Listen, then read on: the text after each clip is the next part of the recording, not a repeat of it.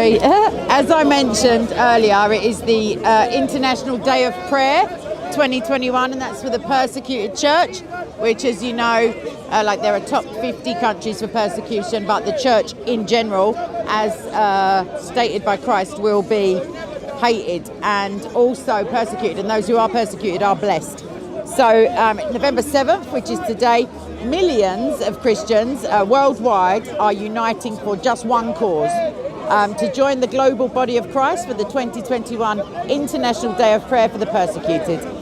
And the number one thing persecuted Christians ask for, unsurprisingly, is prayer. Don't listen to anyone who says prayer is insufficient. Prayer is utterly sufficient. It doesn't mean you can't then do some other good works. But without prayer, it's going to avail you nothing.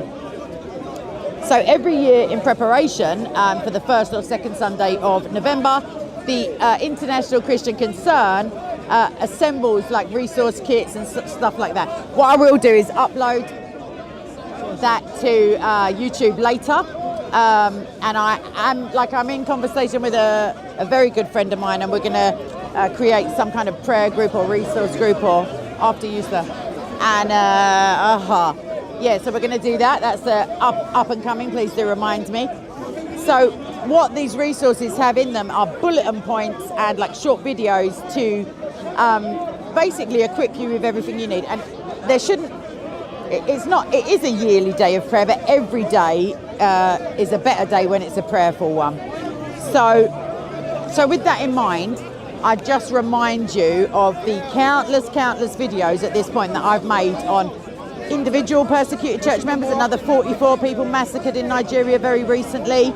I have a September update that I've yet to cover because I kind of had some ill health and stuff, but there are millions, 340 million at last year's count, Christians at high to extreme levels of persecution. And we're not talking didn't get the job because, like, you know what I mean? We're talking dismembered, butchered, set on fire, raped, have their village set fire to, internally displaced peoples. We're talking being falsely imprisoned, repeatedly ripped to shreds in the street, attacked in courtrooms for being, whilst on trial for false like blasphemy accusations against a largely peaceful religious figure.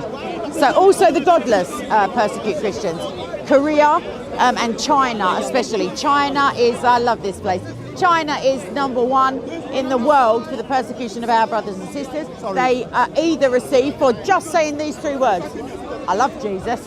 They might even say it in less words in Chinese. I've no idea. The point is that can get you interred in a concentration camp. Re-education is the best option you're going to get, and that's via torture. What you're most likely to get is killed, basically, summarily executed, because why do they want to feed you if you're there? So mothers' meetings are disrupted by the CCP, literally a couple of mums and their kids drinking tea, because the name of Christ is the only one by which you may be saved. And of course atheists, they're not really atheists, they are anti-theists. They are against the truth. They're not out there protesting against any old twaddle. The truth hurts and the truth will set you free, and they don't want you to be free. China's influence, let's not get me started, but China especially hate God. The CCP, I don't mean Chinese people. And anyone who loves my God, I love them. Anyone who hates my God, I have to love them a little bit more, to be fair. And it can be a bit tricky. So please do get on your knees, get out your rosary, go into your quiet room by yourself where the Father sees you in secret. Go out on the street. It doesn't really matter, but please spend an extra 5 minutes. That's all I'm asking you for. 300 seconds.